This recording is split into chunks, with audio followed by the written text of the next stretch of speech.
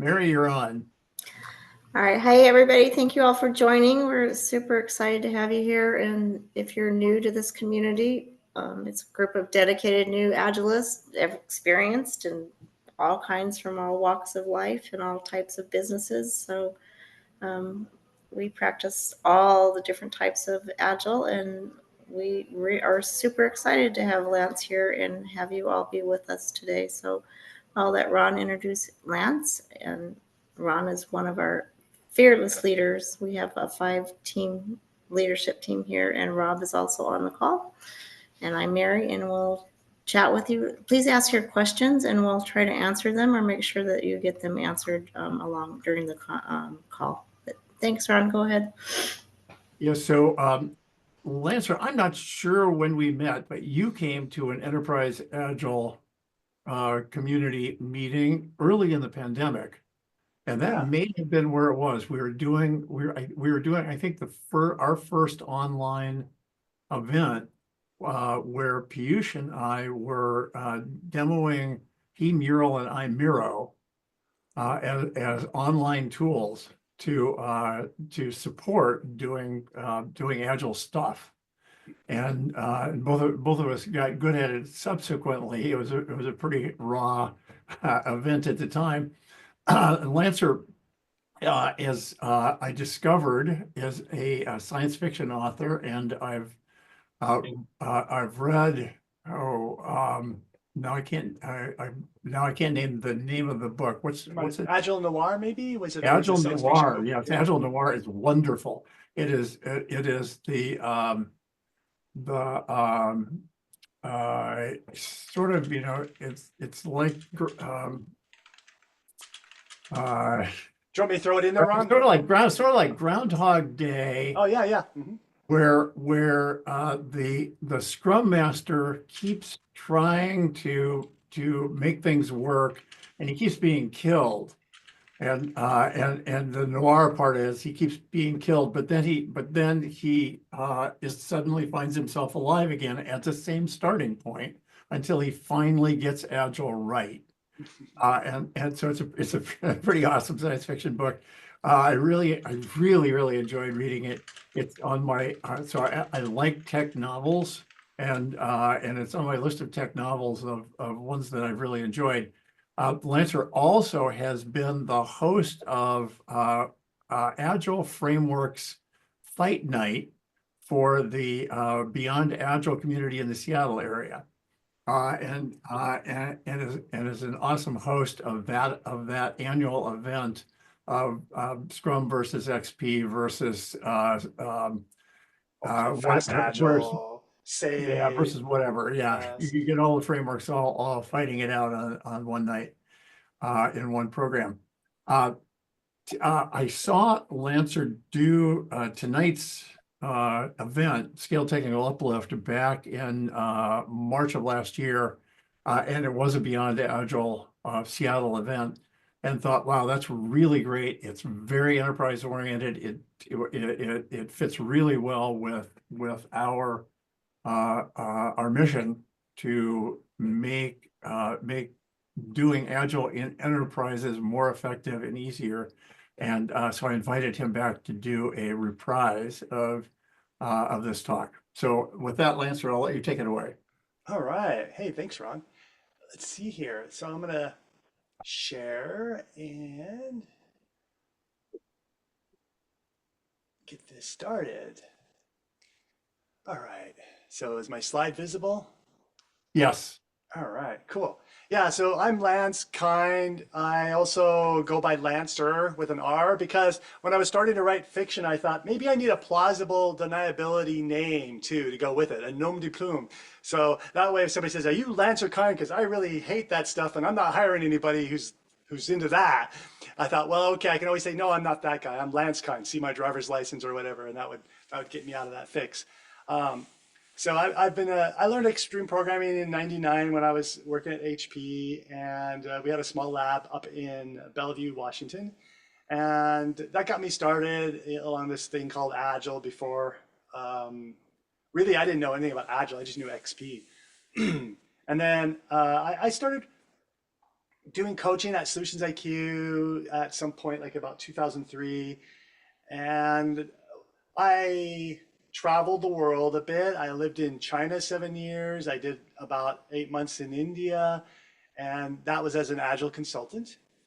I host a podcast, as Ron already said, and then there's a there's a comic book series called Scrum Noir, if that's more your speed. Like Ron, he dove into the novel. You know, he's a dedicated reader, but maybe you need something lighter. There's also some comics up there on Amazon.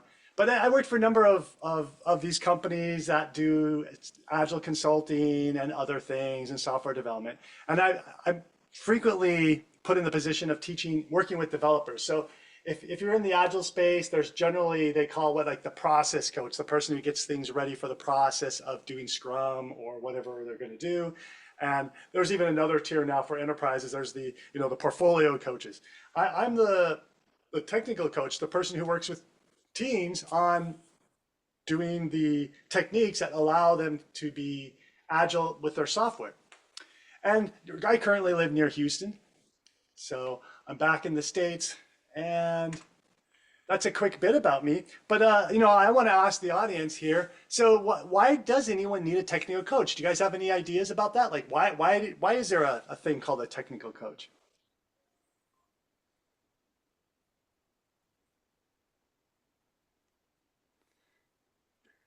You have to come off mute if you want to speak.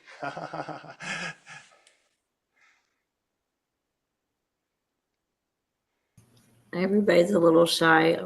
Sometimes you need, my guess is you need somebody to help you sometimes through working through problems and being more efficient and Well, things like that. yeah, And, well, it's the same. and sometimes you find engineers who are resistant to doing pair programming or to writing tests first or to some of the other technical practices that XP introduced. And I think I got a chat too. I wonder if I can get that window open. Oh yeah, by the way, feel free to drop things in the chat there. I found a good spot for it if you want to interact that way. So yeah, those are good reasons. I mean, it's kind of the same reason I guess we get any kind of coach, like a process coach or an agile coach.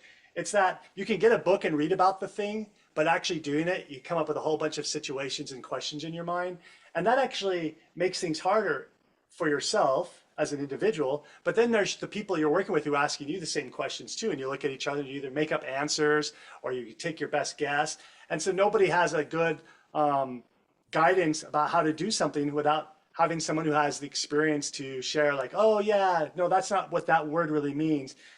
They didn't really mean test-driven development doesn't mean write all your tests up front for a couple months before you start writing the product code, for example. It means writing a little bit of a test and then writing a little bit of code and a test and a code, you go back and forth. These are subtle things that are very difficult to express without having a conversation. And I think another reason, if we focus on the technical part, is organizations are designed to create, okay, not all organizations, but let's say for the most part, most organizations are designed to be predictable, and what that tends to mean is to do things the same way over and over again. And so the teams that have been doing things the same way over and over again, they get behind with times a bit, and things kind of atrophy. And so sometimes something needs to be shook up to get the teams to do something different. Otherwise, everybody would still be, doing manual testing, and we'd throw things over the wall, and we'd be doing waterfall. So it's easy for organizations to get caught up in repeatability rather than innovation to be the best in the marketplace.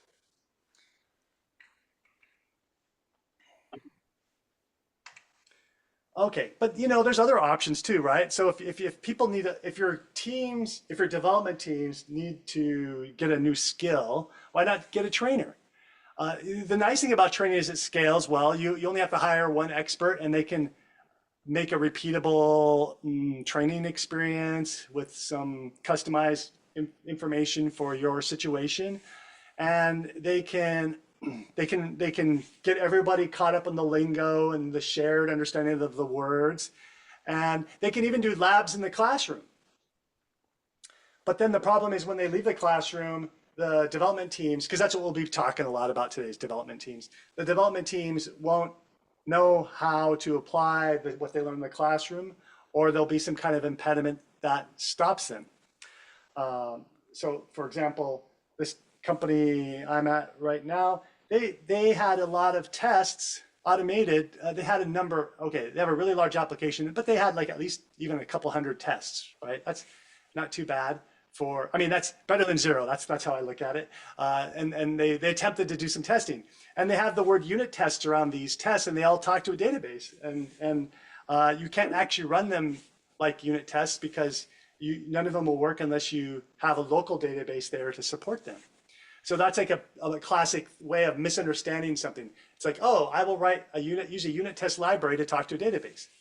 And so they applied something in that way that wasn't, correct, and wouldn't quite give them the scalability they need, because those are really slow unit tests and they're all data dependent. And when the database changes, because it eventually does, those tests will start breaking. So training's great from a scalability standpoint, because this is what we're talking about. We're talking about how do we train a whole bunch of people without spending a ton of money. But there's these problems. And when they go back to their desk to try something out, there's misunderstandings, or it doesn't seem to work the way it did in the classroom. So this is the slide for the Mandarin speakers of the room. 老师开门，你必须自己进去. So that means the teacher can open the door, but you must enter by yourself. Do you kind of agree with that? I see Rob nodding. Go with that. Another type of situation is you can't teach anybody anything. You can only make them think, right? Another technical coach from India used to always like to say, the mind is the hardest element in the world. And that's true. If somebody doesn't want to learn something, they're not going to, right? And so when you're transforming anything, there's a perception of cheese being moved. And some people aren't going to like it, and you'll be disrupting things. Well, let's talk about how to support creating the environment so people can start learning. So if money was no object, and I'm going to open this up to the audience again, and you can use the chat as well. If money was no object, how would you like to be coached? What's the optimal way?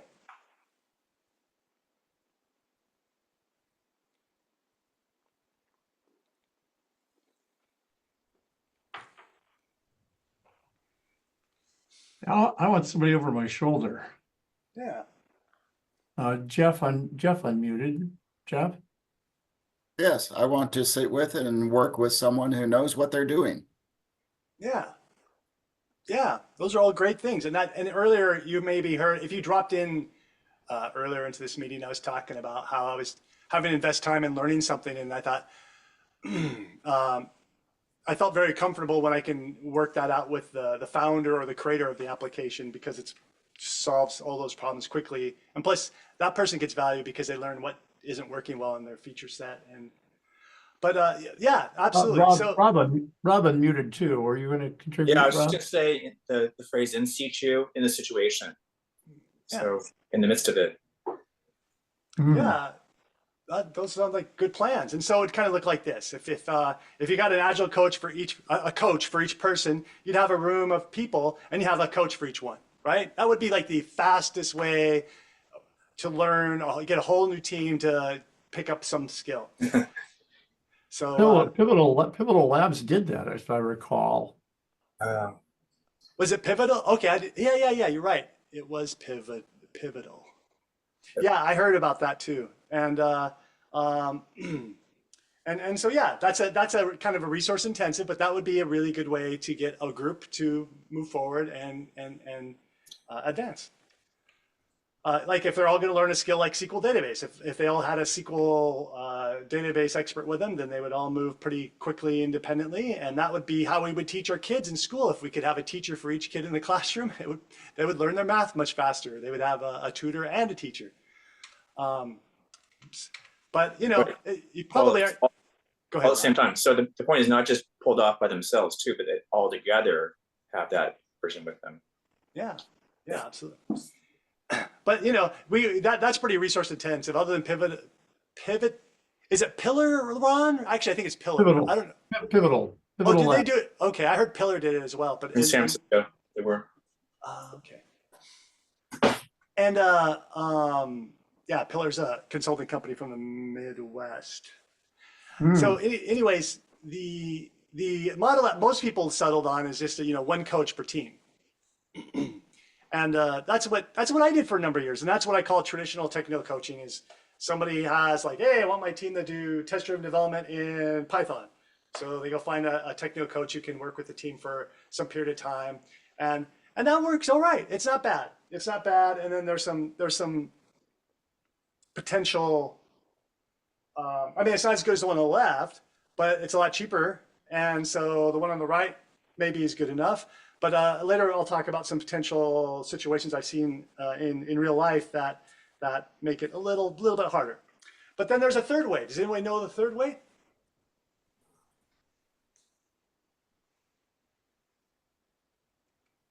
It's okay. I don't expect you to on this one. So the third way is maybe one of them become the coach. Yep. Okay, so now what if one of them got the training and the support they needed to be a coach, to learn the skill and teach the team. And then that person, what happens after the coach leaves? Well, this is a team member, so that team member is going to stay on the team, so it'll sustain. And it also solves the problem of, actually, I'm probably beating up my last slide here. Sorry. Okay. So anyways, let me not over talk this one. So this is the main point is a person on a team with the right support could become the coach. They may not be, and we don't expect them to be as good at coaching and teaching as maybe a 10-year industry technical coach professional, but they're going to stay with the team. And you know what? Team members change. And when new team members come on, do we just ignore them? Well, no, they probably need a little bit of help or upskilling or whatever the word is you want to use, mentoring, to get them ready to work with the team in their new way of working. So no matter what, a non-temporary person is valuable who can do this, even if they're not like at a full 10 level, but maybe there's at least a 5 or maybe even a 7 level of able to execute the skill.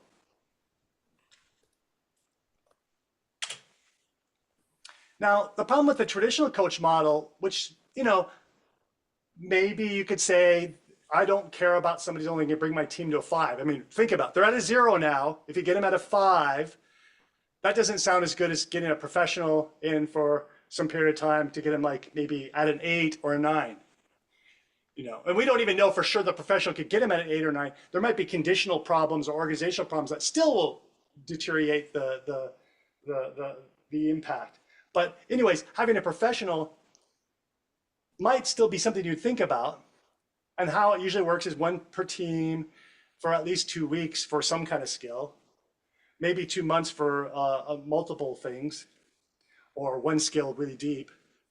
But usually it turns out coaches end up in conflict with management sometimes because, again, this goes back to maybe there's a manager who feels disempowered now because the team isn't listening to them, the team's listening to the coach. And the manager may have, like last month, said something that was completely opposite of what the coach is saying now. And so now the manager feels like he's got egg on his face. Or maybe the manager isn't a problem. Maybe they're completely on board and they're more of a team self-organizing manager. But then there's the team lead. And the team lead, this is a fairly common pattern I've seen in enterprises. And I don't mean everybody, right? But there are team leads who tend to be aloof and they're too busy to come to the coaching sessions, but they figure, well, the team at least will get it. And so what happens then is the team notices this. And so there's this kind of like dynamic where the team is learning something, but I'm always wondering whether the lead is actually bought in because they're busy with things or being seeming a little disengaged. And then after the coach leaves, then what happens? Is the lead going to keep encouraging the practice, and then who's going to teach when the new people come on.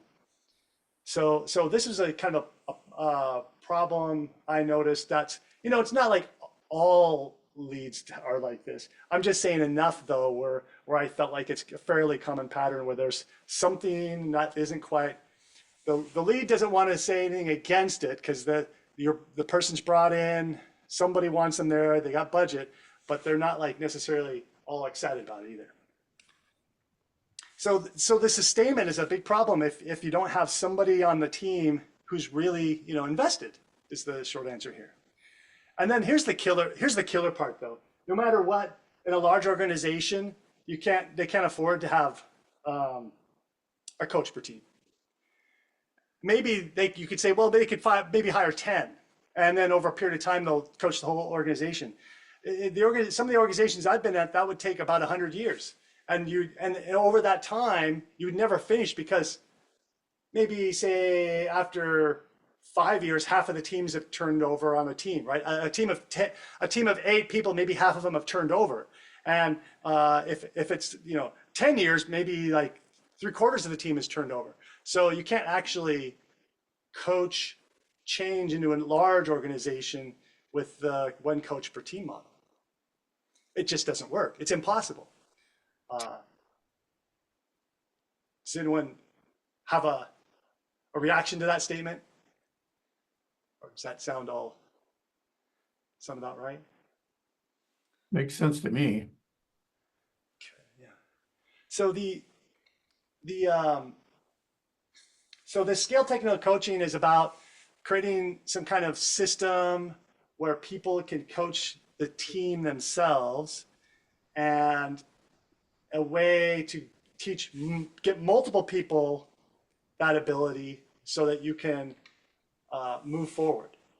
And so I found here's an idea. There's a scale technical coach, and then we go find team tech coaches for each of the teams. Congratulations, Rob, you're on the team. You're one of the team tech coaches.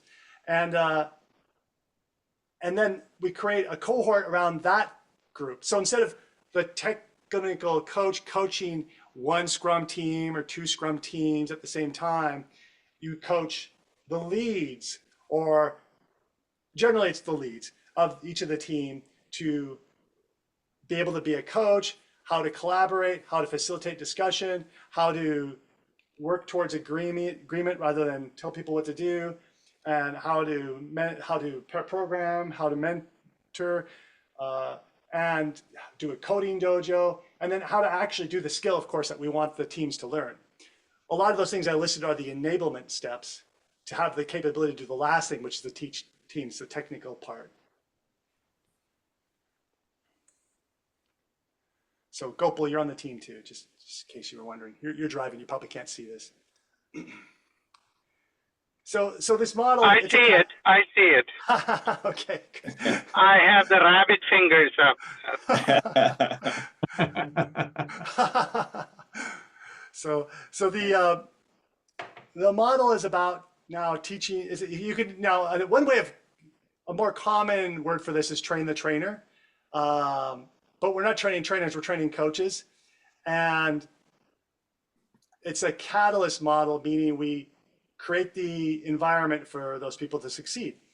And it isn't a one-off situation, it's a continual process. So the scale technical coach is there meeting these folks on a weekly or bi-weekly basis, depending on the situation and the pace and how much management wants to invest in how fast to get somewhere versus, how accelerated to go versus their own because everybody's doing delivery, right? These teams, Gopal's boss is still going to want him to deliver code with his team sometimes. And so does Ron's boss, right? So we have to set that environment as well. We have to, meaning the company I'm working for or me, has to tell the management, like, look, this is what we can do for you, but you need to give up this. And so we get them about 10% reduction of, we ask for 10% of their time, so 4 hours a week to do this system. And also the team, we take some time for the team so that they can listen to these team tech coaches so that they can train them in some things. So we negotiate that all up front so the organization isn't surprised and trying to stop it. You know, they still kind of like, how do I say it? They might still agree, but then later they go like, yeah, but we got this really good, tough release, and we need Ron and his team to work really hard and this week. You know, those things still will come up sometimes, but at least getting the start of the conditions right and getting the expectation set, that helps make this successful. Hey, Gopal. Oh, Gopal's hands up. Sorry. Yeah, so I understand what the structure is, but I'm thinking in terms of the economic aspect of this, right, for a organization. I don't know if that is something you're going to cover later, but there is extra investment for the coach. How do you justify that? And what is the, you know, return, ROI on this one? And by the way, I noticed now that Ron's, you know, rabbit fingers are down. He's the only one who is a contrarian in this group. Well, he's I just have the ability to do that. It's my cross country skiing that gives me. Right. Yeah, special skill set. Yeah, no, let's make sure we talk a little bit about we're going to hit some metrics on the end. And yeah, the ROI needs to be explained to the management, otherwise they won't invest in this anyhow, right, Gopal? Yeah. And right, so anyways, we'll get to that, and if we don't nail it, Gopal, we'll talk about it in about 2 slides, I think. So a team member, often the team lead, is a volunteer. Oh, and that's right. The system, I want people that are volunteer, not voluntold, because otherwise they might not be heavily engaged in this model.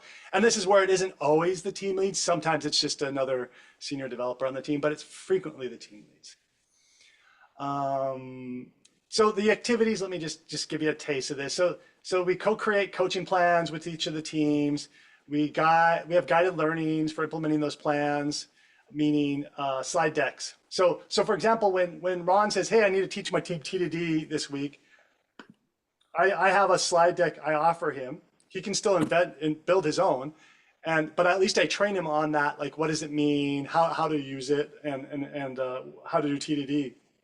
And maybe Ron's never done TDD, so after the cohort training with the group on this slide deck about TDD, Ron and I meet again and do some pair programming to get it down. Okay, and remember, it's not, how do I say this? It's not realistic thinking to think someone will go from a 0 to a 10 in just 1 week so they can teach their team. They're going to go higher. But the payoff is that this is somebody who's in the organization long term, and it's already how do I say it? Their cost is already associated with the development capacity that they have, so it's not an additional burden.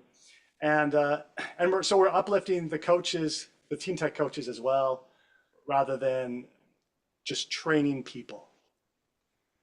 What else can I add to this? So yeah, capacity, we talked about the capacity already. So full-time, okay, scaling. So let's talk about the scaling. So a full-time scale tech coach can generally coach about 7 to 10 teams in this manner. All right, so it's not infinite supply either, but at least 7 to 10 teams can be coached at a time for a period of whatever that program is. Some programs I've been on are 6 months. Some programs I've been on are a quarter.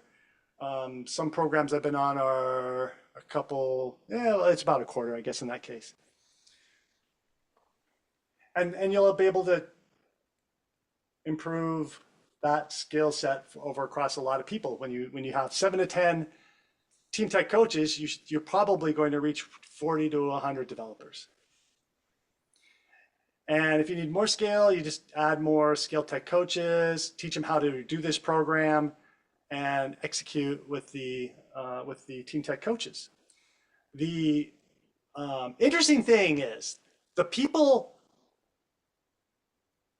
who, I don't know, this will be a hard guess, but it's interesting that the people who seem to be most against doing this model are other technical coaches because they're used to doing it the traditional way.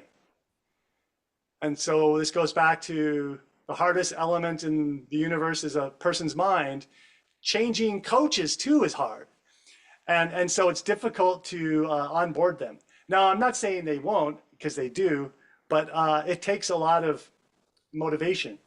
So this model was not a model that I said, you know what, I'm going to do scaled coaching now. I just want to like teach a lot of people. No, I was doing it the traditional way. But what happened is there was a company who said, look, we have 1,000 people. We only want one coach, and we're going to teach them TDD. And I thought, how the heck is that going to work? So I thought about it a long time, and then I came back and did an interview with them. It was my second interview like that within the 14 days. The earlier I had another interview with Capital One, and I didn't know it was going to be about scaled coaching. They just wanted to talk to a technical coach about a technical coaching job. That's all I knew. And so when I get in there, that person was asking all these weird questions about like, well, what if we had this and this and this? And I actually couldn't quite like, how can I convince somebody about something when I haven't done it myself? So it was like, I was too out of the cold. I wasn't ready for that. But the next one that came up, I got ready for. So, and so I actually got to do it. But it required a large incentive. Like, this is the one way we want to do it. This is the way it has to, this is the constraint. You have to live with this constraint. And so that forced me to do a lot of thinking and talk to people and try to come up with a program. So where in the universe has scaled tech coaching been used? There's a French bank in France, India, and Hong Kong. It's an international bank. And that was the first case. That was the gentle case where I was hired to do regular, traditional technical coaching. And the COO said, you know what? I want all my leads to be like this. And so then we put together a program and started doing I don't remember how many days of training, but it was maybe like 4 days of training or 8 days of training. I don't recall anymore.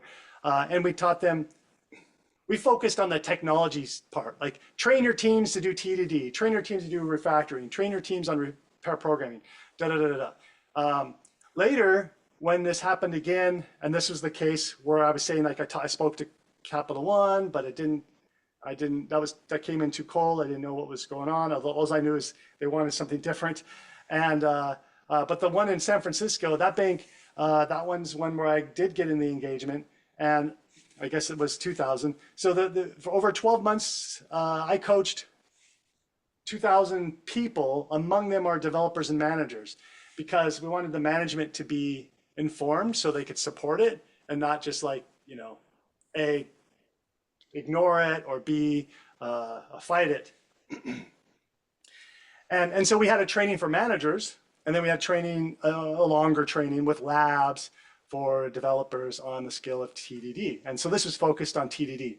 And this is where I started getting smarter now, because this is how it is, iterative thinking. You start trying something again, you go, oh, let's create more conditions so that they're successful. So we started working on teaching people how to be better at being team leads, like how to run good code reviews, how to give feedback that doesn't drive people angry, handling conflict, things like that.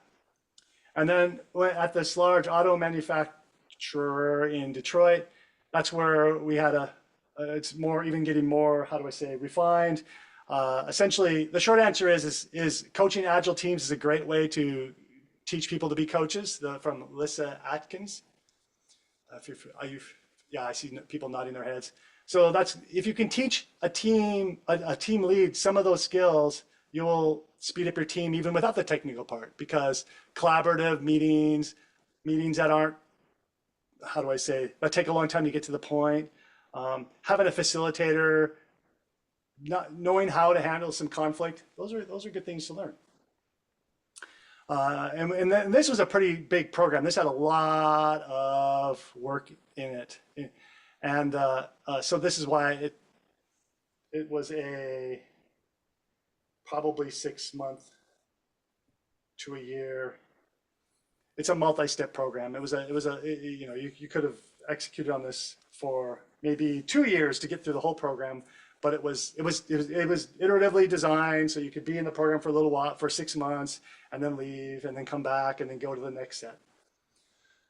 And of course, there's technologies involved with all this, meaning the coach needs to be a generalist to work with people on their platform.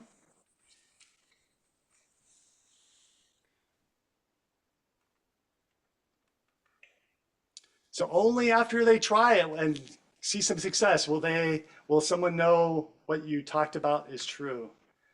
Okay, here's some bullets on just things that teams got from Scale Tech coaching, and I'm going to repeat some things. So like collaboration, how to plan, how to even make a plan on technical improvements. What team lead knows how to do that? I don't know any, but that's me. Like people imagine they do, but what team lead knows how to create a WSGIF diagram of technical improvements and make a plan off of a WSGIF diagram with his team, and then come up with a coaching plan based on what the problems they're seeing with the team. So WSGIF, well, way to short job first, just in case folks don't know that acronym. It's a way to think about, you've got several things you want to do. You don't have time to do it all. How do you prioritize it? And a WSGIF board helps you think about things a little.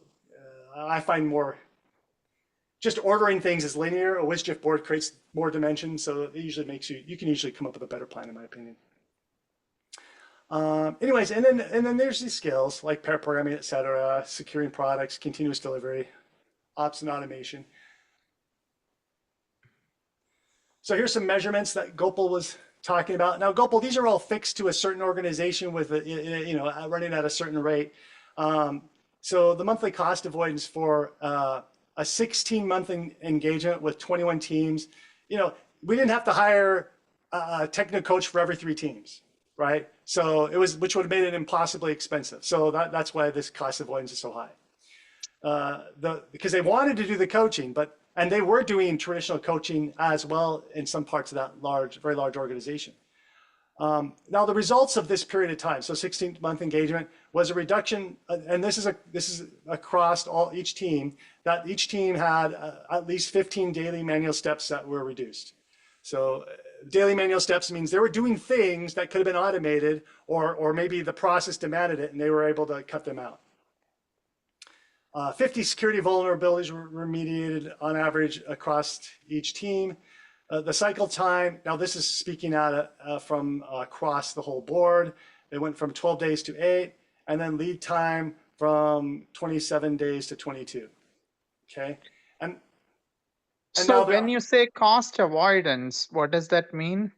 That means they didn't have to hire a technical coach for each 3 teams. So that's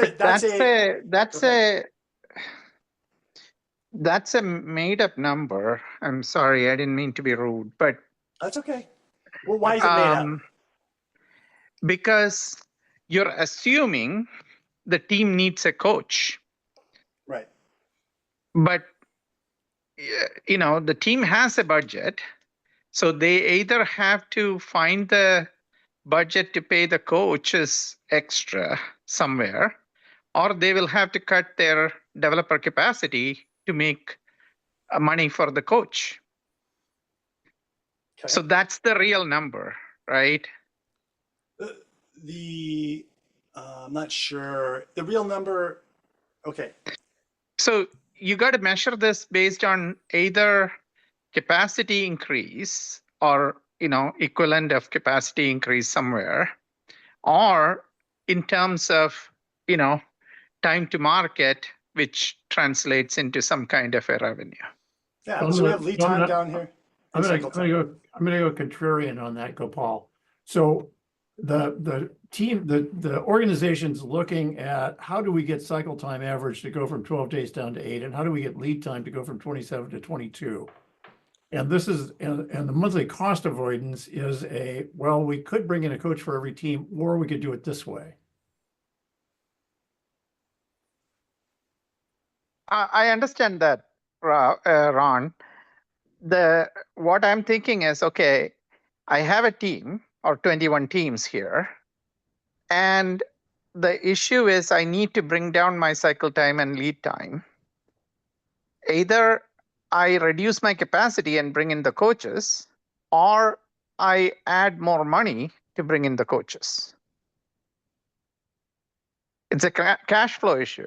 Well, there's a short term and a long term here. So what you're talking is the short term, but if the long term result is the lead time is the improvement in cycle time and lead time, then at what point are we willing to take a cost hit? And then the question is, are we going to take a cost hit of bringing in a coach per team, or are we going to bring in a cost hit of the scaled coaching? Yeah, I got it. Okay. It's an option of it's the optionality cost. The option of having at least, and this is not one coach per team, but about one coach per 2 teams or 3 teams. I sort of forgot now. At a stretch, a technical coach could cover 3 teams, but we're now dropping in quality at that point. But it's possible, and so the option of not doing scale tech coaching and still getting results like that will cost a lot more money. Yeah.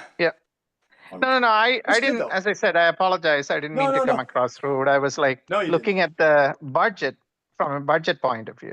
Yeah, for sure. And I think that's the most important conversation to have with any of these things that we talk about, because otherwise, how do I say it? If I present something and I don't know how to talk to management, your questions will help me learn how to talk to management. So if I can't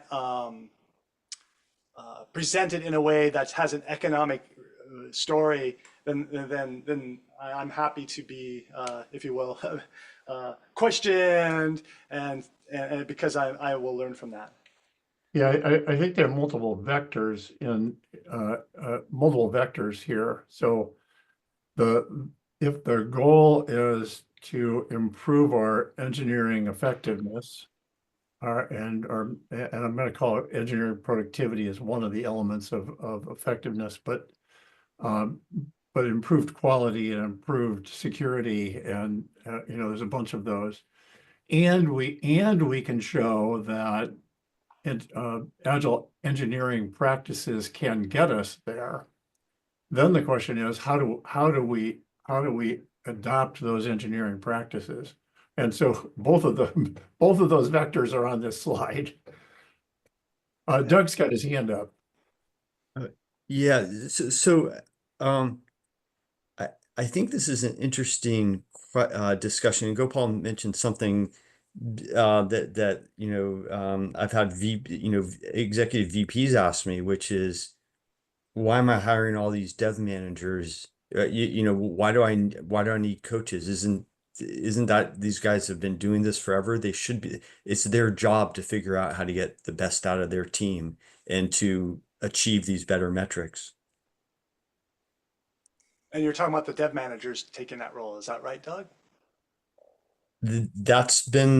I've heard that multiple times in my career. It's kind of like, well, wait a minute, why am I hiring these people to do this job? And I think that's kind of what Gopal is saying as well, because the dev managers aren't going to say, oh, I don't know how to do that, right? Because it's kind of like, oh, why are they paying me?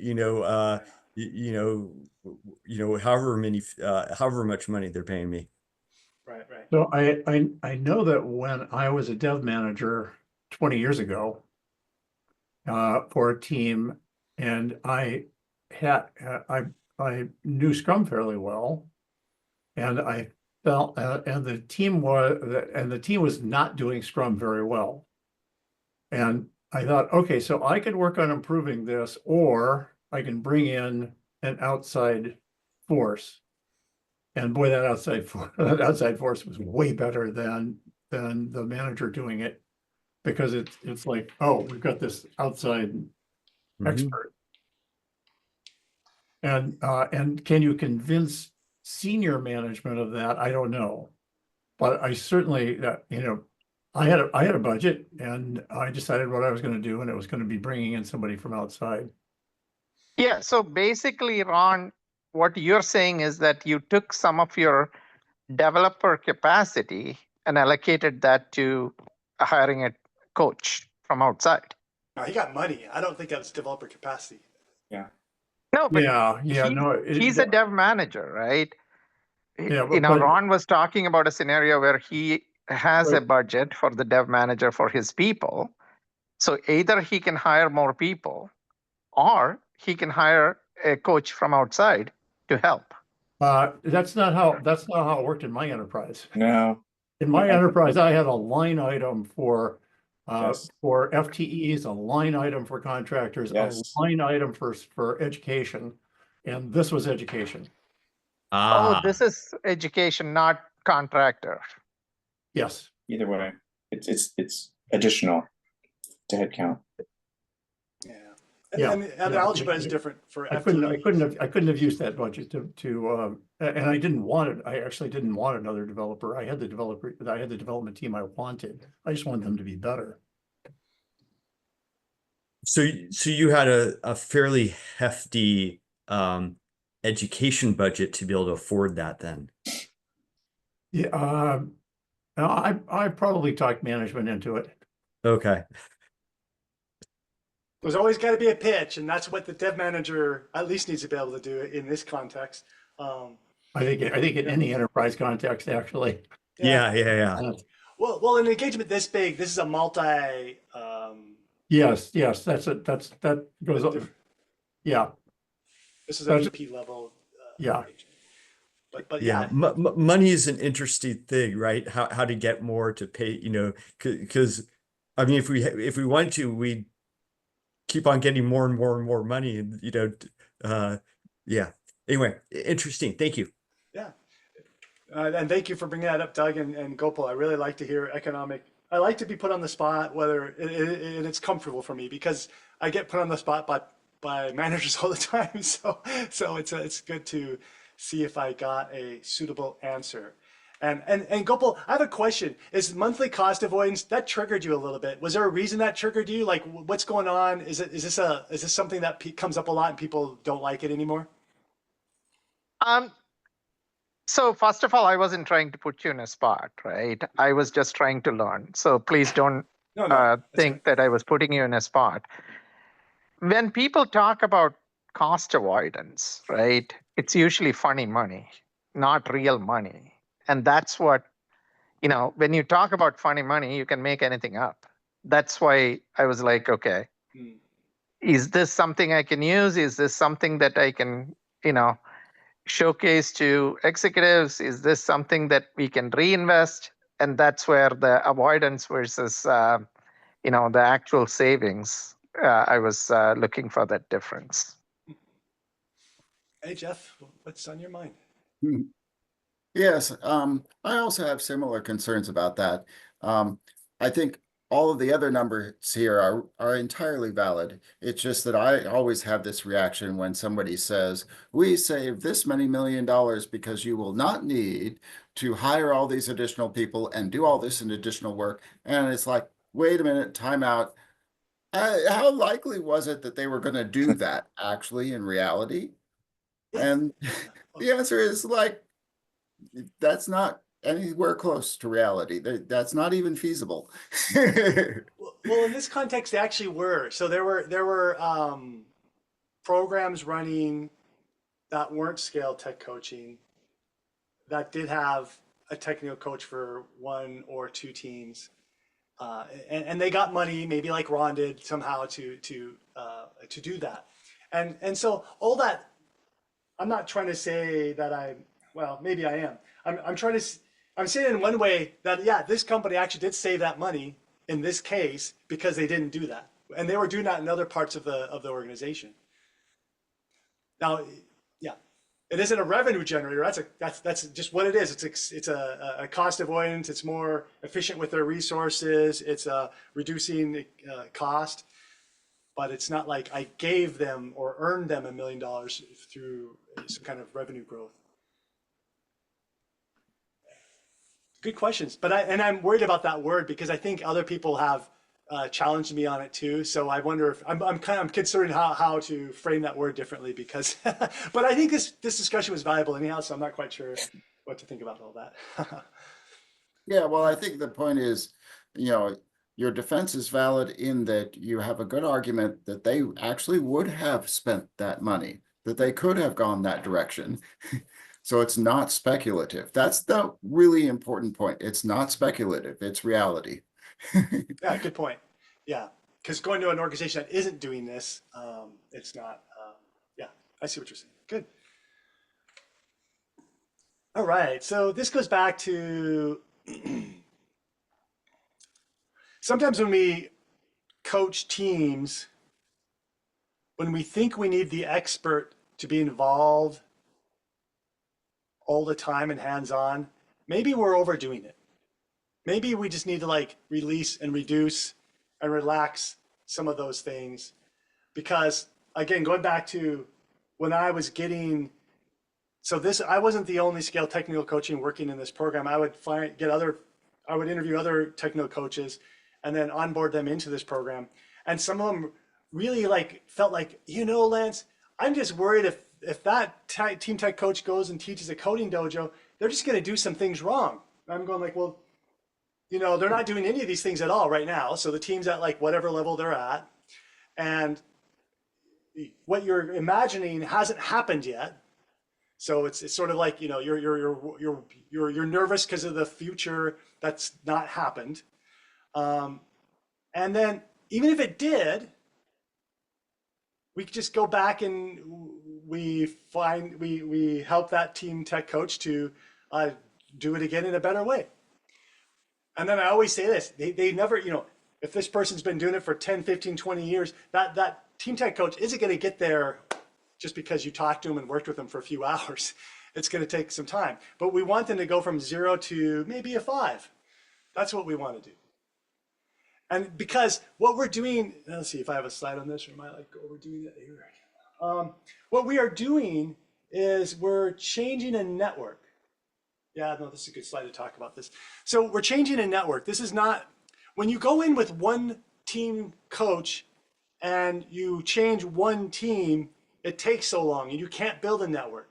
But when you think of a large system of people, if you can build a network faster, you will get everybody talking a larger number of people, even if it's only up to a 5, they will be talking and understanding things faster, and the momentum will be greater in that manner than trying to get one team to a 10 or an 8.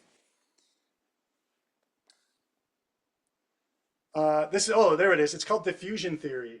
When you get an idea and it grows in a large population, this type of system is going to touch more teams and people at once. And so the ideas and the memes of these practices, whatever the practice is, can grow faster. And it will impact more people. And when more people start talking a certain way, wow, you're going to get me going on this. There's this in a market adoption, there's the early adopters, there's the middle, and then there's the late adopters. Maybe even the cynics on the far left. They may never do it, right? But if you can get the early adopters and the middle group going, it's now the ball is rolling down the hill. And so we're trying to get the idea to diffuse into this large organization so we can get a lot of the early adopters for sure, and then a lot of the middle adopters next. And once you get the mainstream adopters, the ones in the middle of that normal distribution, then you'll be successful. And again, we're making trade-offs here. We're not going to get all of them up to a 10 or an 8, but we're going to get a lot of people to somewhere in the middle, like a 5, so that this practice will take hold and it becomes just what you do. Of course, you would test drive your code because that's what professional coders do. And once we get that, then you have a successful, sustainable change. This kind of program, it wasn't inspired by these things, but these are other things I saw in my life that were very similar. So there's this book called Chosen Soldier by Dick Couch. It's really his name. I couldn't believe it. His name's called Dick Couch. This is a very strange name. But it's talking about the special forces operations, and when this is a model that they've been using since, I believe, before Vietnam. I'm pretty sure, where when the U.S. wants to start supporting somebody versus somebody else, they will send in a teacher warrior who will go in and work with those I don't remember the proper word that they use in the book. They don't like to call them rebels because there are people in this case, but they're going to go support this faction, and they teach them how to be soldiers and how to fight effectively. They know they're not going to be the Navy SEALs, they're not going to be like the U.S. Army, but they're going to get their level, they're going to reach a higher level of capability. And so this program, he talks about the program that these people go through to become a teacher, not just a warrior, and so they can create these skills in other organizations. And they only send in like one person into like this part of the hotspot, and that one person makes connections, and he starts building up this program of upskilling those folks in order to do whatever it is that they're trying to support. Another type of emergent situation is Premier Financial Services. It's not a multi-level marketing system, but it's one of those things that seems like it, and maybe multi-level marketing systems fall into this as well. It's like these are grassroots people with that are just people out there, salt of the earth. They go into the program, they learn some skills on how to sell something. In this case, we're talking about financial devices to people in the market. And it's a program where people spend time mentoring the resources to mentor and teach these things. And it's set up in a way so that there's a little bit of revenue sharing. So when the new person does sell something, some of that revenue is shared back into the system. And as that person becomes more and more skillful at this thing, they get a larger share.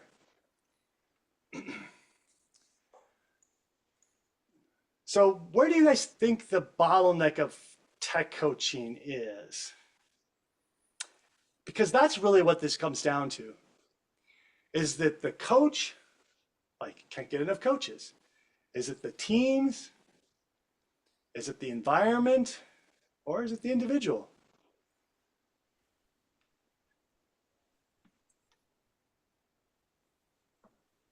All the above.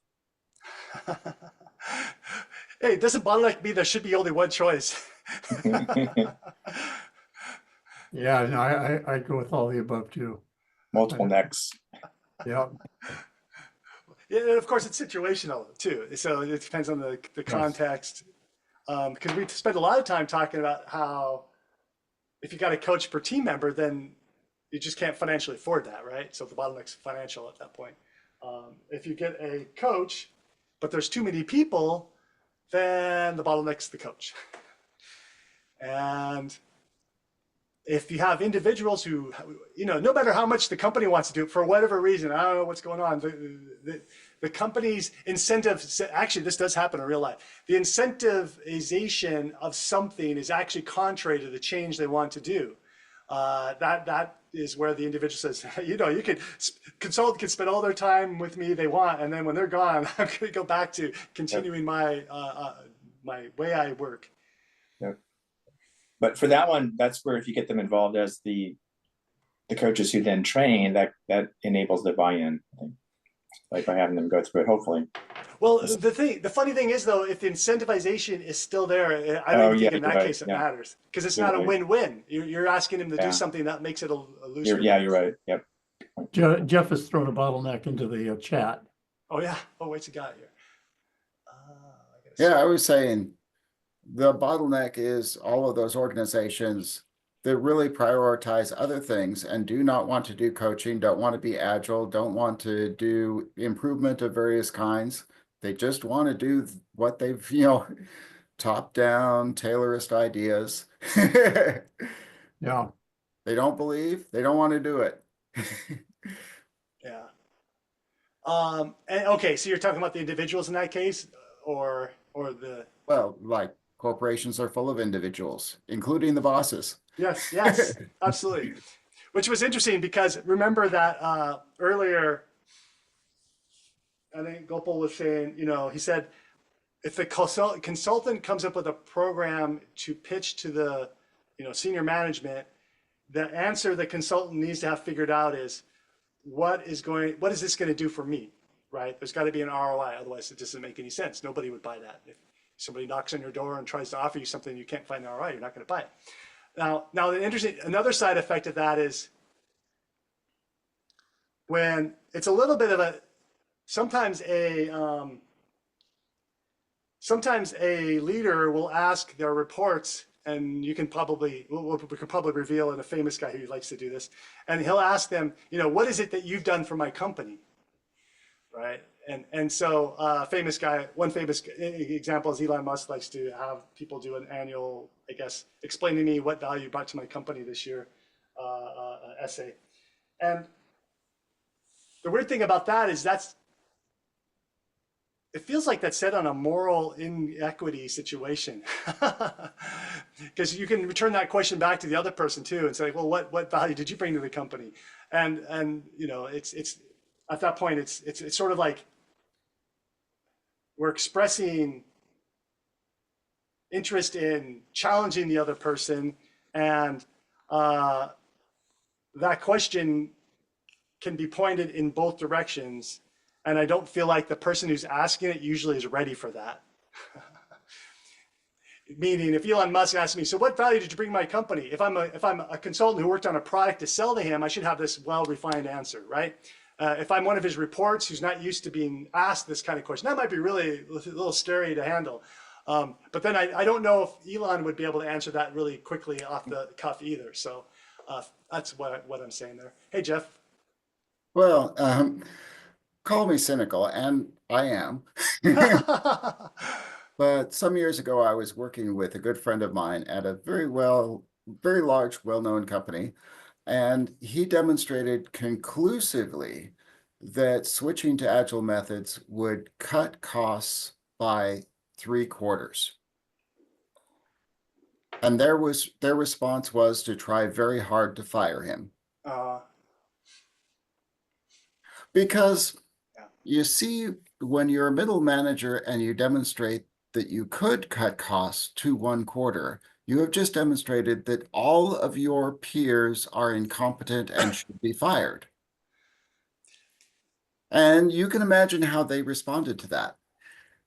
Yeah, unsafe environment, right? I mean, and that safety may not be there for everyone, or is not there for everyone. Right. And another, sorry, we're kind of a little off topic here. No, we're not. So this is about the mind being the hardest substance in the universe. Oh shoot, I lost where I was headed with this thing. So, oh no. So Jeff, what did we just talk about? You talked about, oh yeah, somebody's competency. Okay, cool. So that helped me. Are you familiar with the elephant rider and the elephant metaphor? Getting the elephant to go the way you want. Okay, cool. So sort of. So there's this metaphor developed by a behavior psychologist. I don't know. It was in the book called The Righteous Mind. And in The Righteous Mind, part of the book, he explains how people aren't that rational. People are rationalizing, but they're not rational. Rationalizing means they come up with reasons to do things, but it isn't necessarily the right reason. They don't think about it like in a metric or a cold, calculated way. There's so much emotion in there they can't get it straightened out. And so the elephant and the rider metaphor is this. There are people in the world that have a really large elephant, and that elephant's going to go where it wants to go. And the rider is just there to think about, well, oh, the elephant wants to go here. That's good because over here the grass is greener or whatever. So the rider doesn't have good control over being rational. It's just rationalizing that the elephant is going in the direction it wants to go. And then some individuals have bigger, a little bit smaller elephants, but there's still an elephant.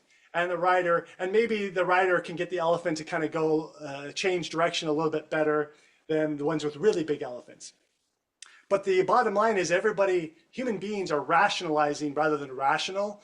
And so back to what you were saying, Jeff, the guy who came up with a cost savings pitch, freaked out all the other people in the room because they didn't want to change. Cheese was being moved.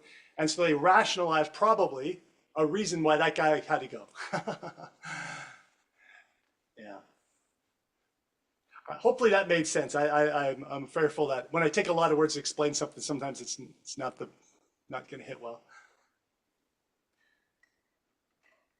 Okay, I'm almost done. Thanks for dropping the link in there. It's probably, yep, that's the I'm psychologist. just going to have a technical issue with the analogy in that there are a lot of elephant handlers who handle elephants and get them to do exactly what they want. Yeah, that's true. But yeah, it's a good analogy otherwise. Yeah, think about that as you hear people do say, I've got my reasons, and then you, if you're an outsider, you might be able to see that it wasn't the most rational, but yeah, they had their reasons. If you want to hear more about this, you can search for Agile Thoughts Scaled TDD Coaching, and you'll hear an interview with me and 2 other people that were involved with that bank in San Francisco. And I wrote, again, I keep getting the number wrong, and I just wrote this slide this morning, and I didn't know I wrote in there it was 2,000. So anyways, it was 1,000 or 2,000 people. It was a lot of people learn TDD. And if you're interested in trying something out later, if you're interested in a new way of if you're interested in an experience that's online, that's going to be interactive. I'm doing a live interview with the founder of Forti, and that's on January 29th, 2025. That's a little confusing there, isn't it? Excuse me. And there's a link, and the link is in the chat, and I will rebroadcast that. And then I'm available for coaching and hire. I'm finishing up at a job right now, and so anyways, if you're looking for an experienced technical coach, happy to talk. And it doesn't have to be scaled. It can be a team. It can be whatever. So it's just that some clients need scale, and not everybody does. And I think that's it. Yes. And on the previous slide, Gopal, notice that 2 of those people had their fingers going sideways. Yeah, that's a thing. So I have a yeah, exactly. Especially in Japan. And I want to point out It's that harder getting to do this. most of this deck was created pre-AI, so there's only one slide in there that was generated with AI. So I'm proud that you could see like some patchwork. The skin tones don't match. I thought this could be the new form of art. I don't know about art, but a new format where you can tell it's not AI because it's not so polished. So what are the languages here? So yeah. Top one's Japanese. That's good. Let's open this up to the group. What about this? I'm sure people know the second one. German? German, yeah. And then the next one, I'm sure people know this one. Spanish? Finnish? Latin. Yeah, Latin based. It could be French, Spanish, I think. Yeah, it's not Spanish. The last one is Telugu, which is a South Indian language. Oh, I thought that was going to be Canada. The Canadian, not Canada, US, but Canada in Bengaluru. Yeah, not Kannada, it is Telugu. The Kannada looks similar. It's very similar sibling, but it is Telugu. Oh, okay, cool. Antya means it's more like end. That's the meaning of it. And then that one right above it is Chinese. That's Jieshu. Let's end. Cool. Well, folks, that's it. I don't want to keep you past. This is just a. Do we have more questions for Lancer before we conclude?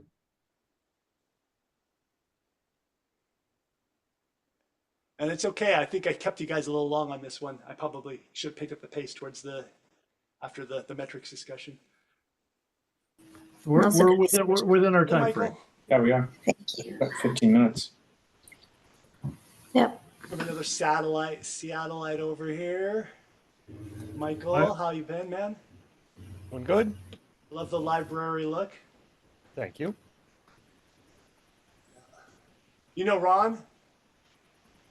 Michael, do you know Ron?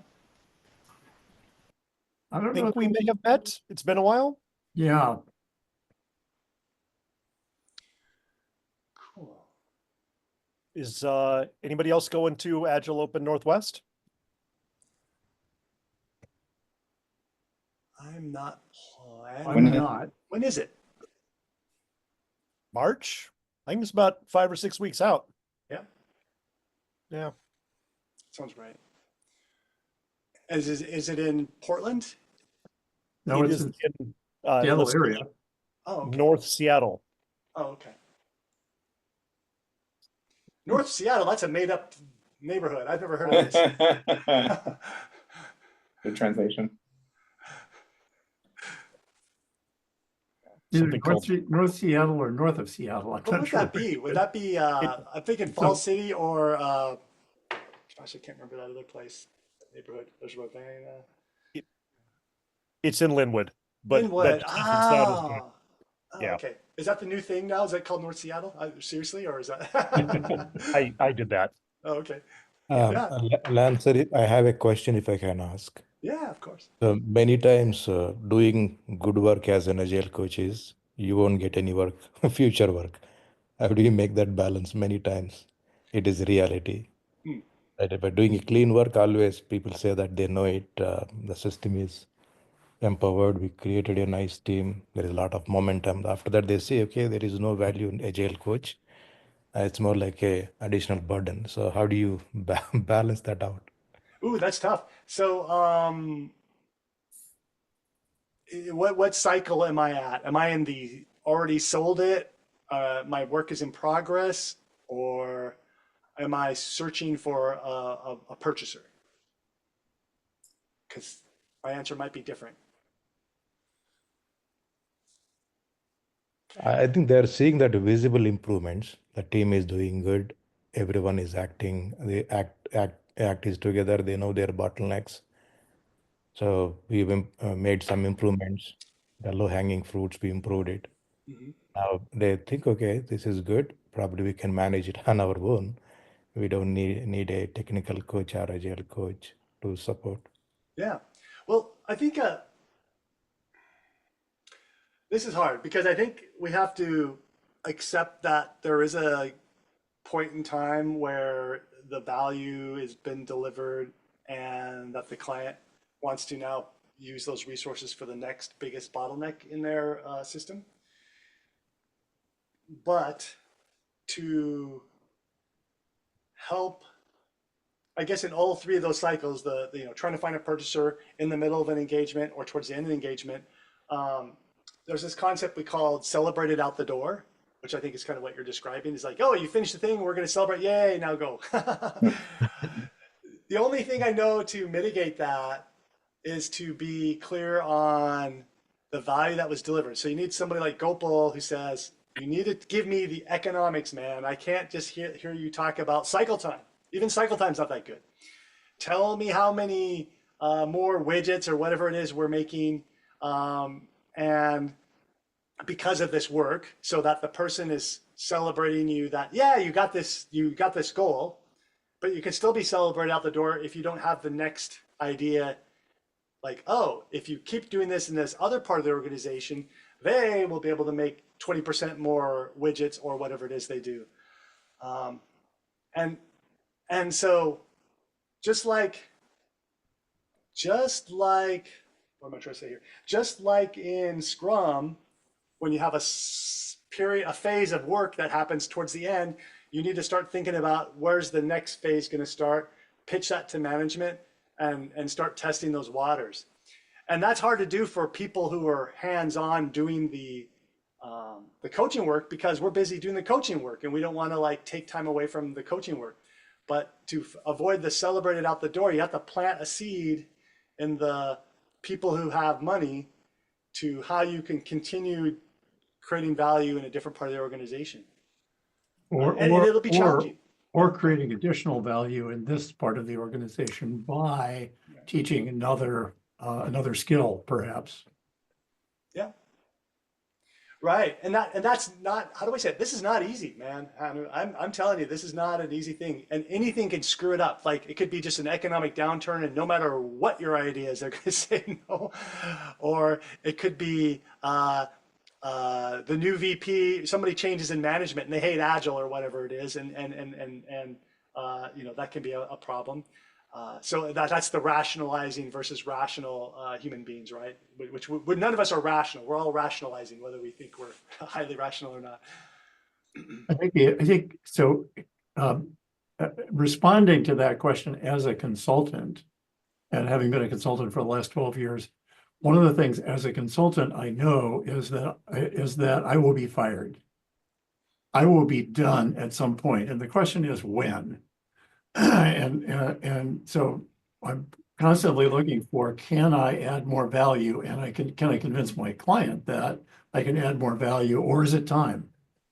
Now, the real problem, I think, is for employees who are coaches, employees who are doing training, and a hell of a lot of Scrum Masters and coaches have been laid off in this downturn, who were employees, who were not expecting to have termination of their deal. And so those of us who are consultants always expect, we're always going to be fired. That's the goal, is come in, help people out, and be fired. And the challenge is, as FTEs who are doing coaching, who fully expected to have a lifetime of employment, and know that they could continue making a difference. Yeah. So, yep. And then even the FTEs could try this, but it's not like normal for them, right? They're used to being directed. And if the people who direct you say they don't need you anymore, that's a big issue. But yeah, Hanu, it's like there's like multi-level thinking here. Like just being a coach won't help you renew the engagement. Now, and I don't know you, Hanu. You might be a managing consultant, and they make up roles in a larger consulting organization. And the managing consultant is busy managing the people. And then there's, in an enterprise, in a large consultancy, there's even another guy above them. And that person role is to work with the VPs and think about the next step so that they don't get celebrated out the door.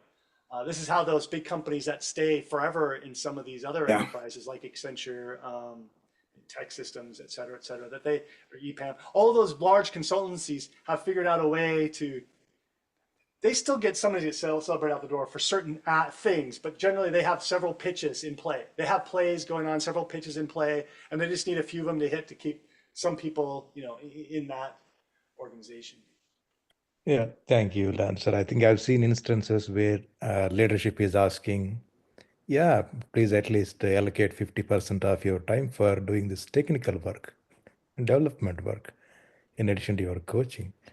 So yeah, many times becomes tricky. Thank you. Yeah, having one person who can do all that's not easy. Yeah, that is expectation. They're asking either do the technical work, otherwise you do the more of the strategy side of the work, the leadership work, the strategy side of it. Yeah. All right. Any last questions? Then a big thank you to Lance for coming, preparing, repeating, reprising, resharing, and all of that. Thank you. Yeah. I did that for you, Ron. And being able to do that. Yeah. Awesome. Thank you. I hope it was fun. I felt like I probably got a little bit too dry at the end, but I hope it was fun and you guys enjoyed it. So cool. Thank you. Thank you. I certainly did. Thank you very much. Thank you, Lance. Cheers.